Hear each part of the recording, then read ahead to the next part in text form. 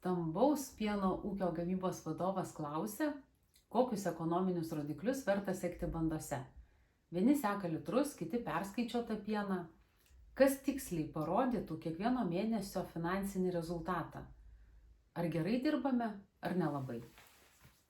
Klausimas yra labai platus, gilus, labai geras klausimas ir jisai daug apima. Kad neklajoti po tą platų labai klausimą, aš įsigryninau esmę, į kurią norėčiau atsakyti. Tai yra, kas tiksliai parodytų finansinį rezultatą. Ir mėgstu dirbti su tais rodikliais, kurie yra daug apimantis įvairius faktorius ir kurie labai gerai parodo dabartinio momento situaciją. Tai pasirinkau papasakoti apie rodiklį, kuris skaičiuojamas dideliuose pieno ūkiuose, labai jį mėgsta Amerikos ūkiai, stambus ūkiai.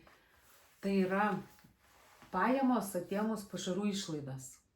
Taip lietuviškai ir sutrumpinau jį, lietuviai nelabai jo skaičiuoja, tačiau galvoju, verta apie tai pagalvoti. Jisai, galima jį pavadinti PAPI, 4 pirmos raidės. Jeigu žiūrėsit angliškoj literatūroje, tai rasit 4 arba 5 raidės, income over feed cost arba income over feed cost margin.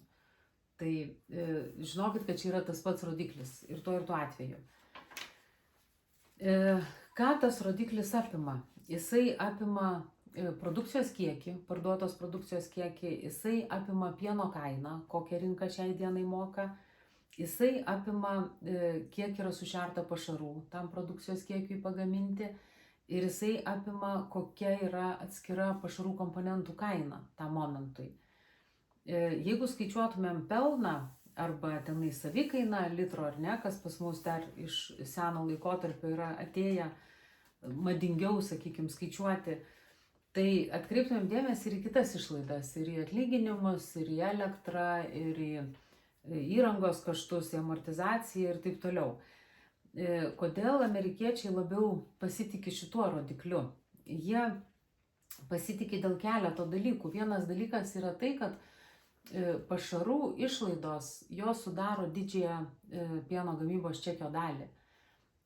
Mažiausia turbūt 50% yra išlaidų skiriama pašaram, o jau kitoje 50% yra telpa ir darbuotojų kaštai, ir elektra, ir transportas, ir įranga, ir visi kiti fermos kaštai. O kartais net tas santykis yra 60-40, kada pašarai sudaro 60% visų gamybinių kaštų. Kitas momentas yra, reiškia, vienas momentas jie yra labai svarbus ir svarus pagal dydį, kitas momentas yra, kas liečia pieno kainą ir pašarų komponentų kainą, rinka yra gyva. Kainos daug greičiau pasikeičia negu darbuotojų kaštai, negu elektros kaštai, daug gyvesnė rinka yra. Tai reiškia, jisai labiau, tas ir pats rodiklis yra labai gyvas ir jisai rodo konkrečią situaciją, konkrečioj rinkoje, konkrečių laikų, konkrečioj fermai. Tai va, jisai toksai yra labai, labai naudingas. Dabar, kaip tą rodiklį reikėtų pasiskaičiuoti? Pajamos už pieną tai yra labai aiški savoka, ar ne? Mėnesio gale sudeda 2 sąskaitas ir matot, kiek yra pajamų už pieną. Dabar kaip reikėtų pasielgti su pašarų kaštais? Pašarų kaštus galima skaičiuoti 2 būdais. Galima skaičiuoti visus fermos pašarų kaštus, kada įeina visas fermos gyvenimas, o galima skaičiuoti tik tai melžiamų karvių pašarų kaštus. Aš labiau esu linkusi skaičiuoti antruoju metodu, nors esu sutikus literatūrą ir tą. Tada mes turim konkrečiai melžiamom karvėm išleistus pinigus ir konkrečiai gautus už melžiamas karves, už melžiamų karvių produkciją gautus pinigus. Ir atėmus iš pajamų, atėmus kaštus, mes labai aiškiai matome. Dabar kaip techniškai geriau būtų susiskaičiuoti tuos pašarų kaštus. Vėlgi yra keletas metodų, bet galbūt paprasčiausia būtų tiesiog žinoti savo šėrimo dienos kainą konkrečiam momentui. Kada pasikeičia kažkokios komponentų kainos, ją reikia visą laiką perskaičiuoti, pasitikslinti. Ir tą šėrimo dienos kainą yra geriau paskaičiuoti ne pagal tą popierinį racioną, kurį duoda mums konsultantas arba mes patys jį sudarom, o pagal dalintuvą. Mes žinom, kiek mes kiekvieną dieną sukraunam į dalintuvą kokių komponentų, mes žinom komponentų kainą, mes žinom, kiek konkrečią dieną mes išvežėm pašaro ir už kokią sumą mes išvežėm pašaro melžiamom karvėm. Va ta suma, jinai galėtų dalyvauti šitoje formulėje kaip pašarų kaštai. Tai va taip būtų galima tą rodiklį apsiskaičiuoti. O dabar kokiu dažniu jį reikia skaičiuoti, o čia jau ferma pati sprendžia.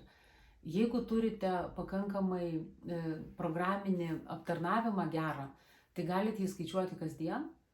Tada, jeigu tai nesudaro labai didelio darbo, ar ne, gal pašarų valdymo programa jau pati gali skaičiuoti, tada galite jį skaičiuoti kasdien, galite brėžti grafikus, galite įsivedinėti laikotarpio vidurkius, labai gerai galite pamatyti, kas darosi, kada keičiasi pieno kaina ir kada keičiasi pašarų kaštai.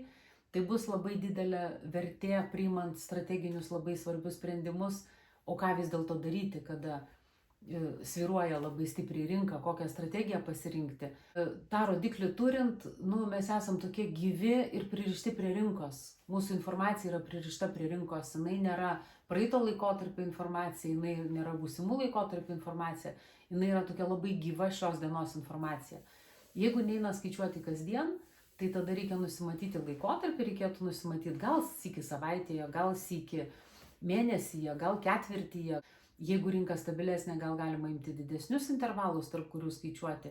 Jeigu ateina kažkokia rinkos turbulencija, kada keičiasi arba labai staiga pieno kaina, arba pašarų kaina, arba abi kainos, kas atsitinka irgi, tai tada gal reikia trumpesniais laikotarpiais įskaičiuoti.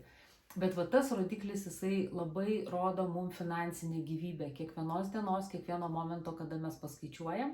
Ir jeigu mes turim ilgesnį laikotarpį fermoje skaičiavę, mes pagal tą laikotarpį, pagal tą rodiklį, mes iš karto žinom, ar mes einam į raudoną zoną, ar mes dar esam juoduose skaičiuose, nes, kaip minėjau, kita išlaidų dalis, kitas išlaidų portfelis, kur ten darbuotojų kaštai ir elektra ir visi kiti dalykai, jis yra stabilesnis už va šitą dalį portfelio. Tai mes žinodami kitą dalį, ir jos mums nereikia taip dažnai perskaičiuoti, galbūt mums užtenka ją persiskaičiuoti kartą metuose tik tai, ar pusmetį, ar ketvirtį, čia jau pačių yra sprendimas. Mes visą laiką jau turim mintyje tą dalį ir jau pamatę, kiek mes turim pajamų atėmus pašarų išlaidas, mes automatiškai žinom, ar mes esam raudonoj zonoj, ar mes esam dar juodose skaičiuose ir viskas su mumis gerai. Tai labai skatinu pasižiūrėti, pagalvoti apie tą rodiklio skaičiavimą. Jeigu reikės kažkokios tai pagalbos, pasikonsultavimo, pasitarimo konkrečiu atveju, tai nesivaržykit, skambinkit, rašykit, tikrai atrasim laiko ir galimybę apie tai pakalbėti.